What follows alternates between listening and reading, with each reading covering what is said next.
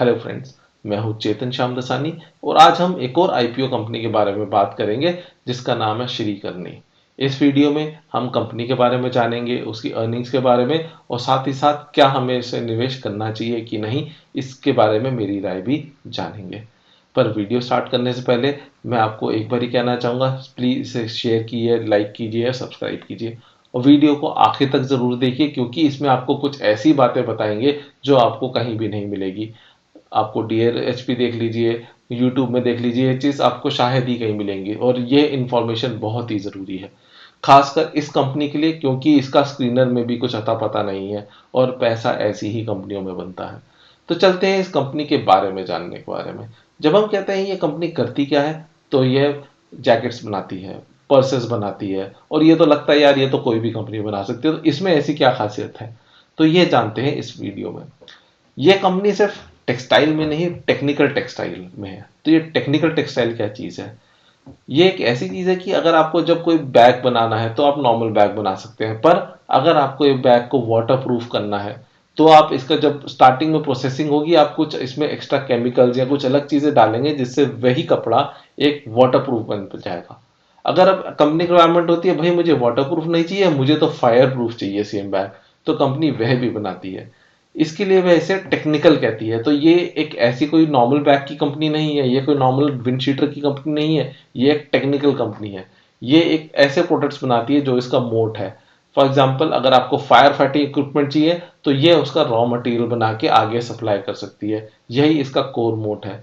तो आप इस कंपनी को यह मत सोचिए कि एक टेक्सटाइल कंपनी है, this is a technical textile company. मतलब ये कपड़ा ही बनाती है पर एक विशेष प्रकार का कपड़ा बनाती है, जैसे एक फायर फाइटिंग का कपड़ा या कोई ऐसा कपड़ा जो पानी में कम भीगे। तो कहने इनका मैनेजमेंट का कहना है कि ये किस प्रकार का कपड़ा बनाती है, जो अलग अलग विभिन्न टाइप का कपड़ा हो, जो पानी में भी चले, फायर में भी चले, जैसी जिसकी रिक्वायरमेंट है उसी टाइप का ये मैन्युफैक्चर करती है। यह इसका मोट है। तो मुझे टेक्सटाइल की तो बहुत कंपनी मिली, पर ऐसी कंपनियां मुझे बहुत कम मिली जो एक टेक्निकल टेक्सटाइल है, सिर्फ कपड़ा या बुशर्ट नहीं बनाती, यह एक स्पेसिफिक चीज बनाती है जो इसका मोट है। तो ये तो हुई कंपनी के बारे में। तो उस हिसाब से देखें तो कंपनी मुझे बहुत ही अच्छी लगी।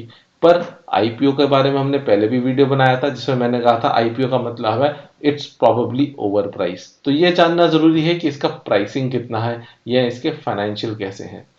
प्राइसिंग की बात करें तो ये एक स्मॉल कैप कंपनी है, इसका जितना भी पैसा आएगा वो कंपनी में ही यूज होगा। एक बहुत ही इंपॉर्टेंट चीज इसमें कंपनी के बारे में जानने के बारे में है कि इसका टर्नओवर ऑलमोस्ट 100 करोड़ है। अब लोग इसमें इन्वेस्ट कम कर रहे हैं या अगर हम बाकी कंपनी को देखें थोड़ी इसमें इन्वेस्टमेंट कम है, वो क्यों है? वह इसलिए है कि कंपनी का जो लोन है वो लगभग 90 करोड़ है। तो कई लोग तो ये सुनते ही भाग जाते हैं, कह रहे हैं यार 100 करोड़ में 90 करोड़ का तो लोन है तो 10 करोड़ में क्या कमाएगी, चलो हम इसमें इन्वेस्ट नहीं करते। पर पैसा यहीं पे बनता है। हम जब बोल रहे हैं 90 करोड़ तो हमें ये जानना जरूरी है कि ये 90 करोड़ कहाँ का है लोन है, ये कैसा लोन है, ये किससे लिया है, पैसा इसी के अंदर है। ज्यादातर लोग देख के ही ये चले जाते हैं। आप स्क्रीनर में जाएंगे या किसी भी उसमें जाएंगे, वे आपको ये बोलेगा कि टर्नओवर इज 100 करोड़, 90 करोड़ का लोन है, ये तो हाई डेप्ट कंपनी है। पर ये जानना जरूरी है कि भाई ये 90 करोड़ क्यों है, ये कहाँ है, और यही इंफॉर्मेशन से मेरा मानना है इस कंपनी में पैसा बन सकता है। तो हम 90 करोड़ की बात करें कि जो लोन 90 करोड़ का है, इसमें से 32 करोड़ रुपए इनको सिर्फ 3.5% ब्याज में मिला है, सिर्फ 3.5। आज की डेट में अगर आप सेविंग में भी पैसा रखते हैं तो 4% होता है। अगर आप उसमें लोन भी लेते हैं पर्सनल लोन तो 14% पे मिलता है। तो इसे तो मैं लोन नहीं मानता कि आपको 32 करोड़ का लोन 3.5 में मिला है। उसके ऊपर ये एक सब्सिडी भी मिलेगी which is capital subsidy from the government, जो इनको 6 करोड़ रुपए मिलेगी। तो अगर हम 32 करोड़ में से 6 करोड़ भी कम कर दें तो ये ऑलमोस्ट लगा लीजिए 26 करोड़ बनता है और इसमें सिर्फ 3.5% ब्याज है। आज की डेट में अगर मैं एफडी भी करूं तो मुझे 4% होता है। तो ये तो मैं सीधे सीधे से कम कर सकता हूं 90 करोड़ में से। तो 90 में से अपन के 30 चले गए तो बचा है मेरा 60। अब बाकी बचे 60 में से हमारा लगभग 24 करोड़, मैं नीचे जरा फिगर देख रहा हूं, मैंने एक नोट बनाया है ताकि मैं आप सबके साथ डिस्कस कर सकूं। तो 90 में से बचे अपने 60, 60 में से 24 करोड़ प्रोमोटर्स का लोन है जो ब्याज मुक्त है, ये इनके डीआरएचपी में भी लिखा गया है। साथ ही साथ प्रमोटर्स ने यह वादा किया है कि अगले 5 साल तक ये पैसा नहीं निकालेंगे, और अभी तक कभी पैसा इन्होंने कंपनी से नहीं निकाला है। तो यह एक और अच्छी बात लगती है कि प्रमोटर्स इसमें इन्वेस्टेड है।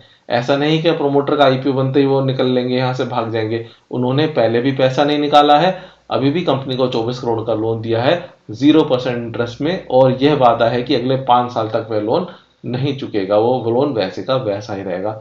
तो सीधी सी बात है, ये 0% है, कम प्रोमोटर्स का ही पैसा है, इसको भी हमें हटा देना चाहिए। तो अब बचे हमारे जो 60 थे, 60 में से भी लगभग 20 करोड़ रुपए हमारे हट गए, तो लगता है लगभग 40 करोड़ के आसपास। अब एक्चुअल लोन है 40 करोड़ जो इन्होंने क्रेडिट लिया है, या हम शॉर्ट टर्म लोन कहते हैं अलग अलग बैंक से, वह एक्चुअल लोन है। अब हम वापस इस फिगर पे देखें तो 100 करोड़ पे 40 करोड़ का लोन, विच इज 0.40 का हमारा डेप्ट टू इक्विटी रेशियो है, विच इज वेरी गुड मेरे हिसाब से। तो अगर ये माने तो मेरे हिसाब से कंपनी बहुत अच्छी है, इसका प्रोडक्ट भी अच्छा है, इसके पास मोट है, और ये टेक्निकल टेक्सटाइल में है। कोई नॉर्मल टेक्सटाइल कंपनी नहीं है कि शर्ट शर्ट बनाती हो या जैकेट बनाती हो, ये एक टेक्निकल काम करती है, एक टेक्निकल रॉ मटेरियल देती है। एक चीज और जो मैं शायद शुरू में बताना भूल गया, अब जो इसके पास पैसा आ रहा है लगभग वह 40 करोड़ है। अब जो ये 40 करोड़ है, ये 40 से लोन नहीं चुकाएगी। यह जानना बहुत जरूरी है कि ये 40 करोड़ से क्या करेगी। तो कंपनी कहती है इसकी सारी इन हाउस प्रोडक्शन है A to Z। कपड़ा जान से आना, कपड़े का क्वालिटी चेक, कपड़े में मिक्सचर कराना, उसे जिस तरीके का कस्टमर को चाहिए वैसा कपड़ा देके प्रोडक्शन करना, सारा सप्लाई करना। इन सब में एक चीज ये बाहर से कराती है, वो है कपड़े की डाई। तो डाई ऐसी चीज होती है कि आपने बोला कि भैया मुझे तो ये जैकेट चाहिए फायर प्रूफ, पर मुझे पीले कलर की चाहिए। उधर से एक भाई साहब आए कह रहे मुझे तो वाटर प्रूफ चाहिए बट मुझे लाल कलर की चाहिए। तो ये काम होगा मेरा डाइंग से।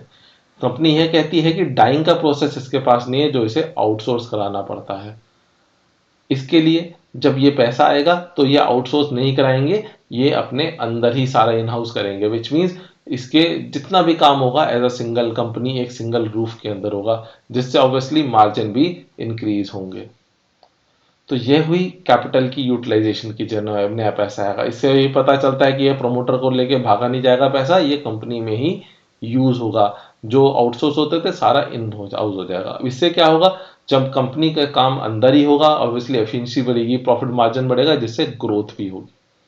एक और इसमें क्वेश्चन आया था कंपनी में कि भाई आपने इतना खर्चा कर दिया शुरू में 2-3 सालों में, तो ऐसा कैसे चलेगा? जब आईपीओ का पैसा आएगा तो इतना ही खर्चा चलेगा, तो कंपनी तो नहीं चल पाएगी। तो प्रमोटर का ये कहना है कि जो इनिशियल इन्होंने खर्चा किया है, उन्होंने उसका ब्रेकअप दिया। उनका ये कहना है कि ये टेक्सटाइल एक बहुत ही कैपिटल इंटेंसिव चीज है, जिसमें बहुत ही पैसा लगता है, इसलिए यहाँ पे खर्चा हुआ। फॉर एग्जाम्पल, जब इन्होंने कंपनी सेटअप करी तो इन्हें लैंड खरीदना पड़ा, इन्हें मशीनरी खरीदनी पड़ी, ये वन टाइम एक्सपेंसेस हैं। अब जब कंपनी के पास लैंड है, मशीनरी है, आईपीओ के पैसे से उन्हें डाइंग भी अनाउंस कर दी, सब इनका हो गया, तो कैपिटल या केपेक्स का खर्चा हो चुका है। अब तो उसका बेनिफिट लेने का जरूरी है, तो आगे खर्चा ऑब्वियसली कम ही होगा। इसका एक ऐसा एग्जांपल ले सकते हैं, सपोज रमेश हलवाई था। रमेश हलवाई ने अपना नया नया बिजनेस शुरू किया, तो उसने क्या करेगा, सबसे पहले जाके कढ़ाई खरीदेगा, एक ठेली खरीदेगा, फिर वहां पर लच्छे जलेबी करता है, जलेबी का सामान लेके आएगा। तो शुरू में जो उसे खर्चा हुआ कढ़ी का, जलेबी के सामान का, अपने ठेले का, ये बार बार खर्चा नहीं होगा। एक बार ये ठेला लग गया, रमेश हलवाई चल पड़ा, तो फिर अब उसे सिर्फ जलेबी का रनिंग कॉस्ट देनी पड़ेगी। इसको हम टेक्सटाइल से भी कंपेयर कर सकते हैं। एक बार इनका सेटअप सारा हो गया, फिर इसके बाद रनिंग ही कॉस्ट होगी, बाकी एक्सपेंसेस हमारे कम होते जाएंगे, जिसे हम कहते हैं फिक्स कॉस्ट। जिससे मुझे लगता है कि ये कंपनी बहुत ही बेहतरीन है।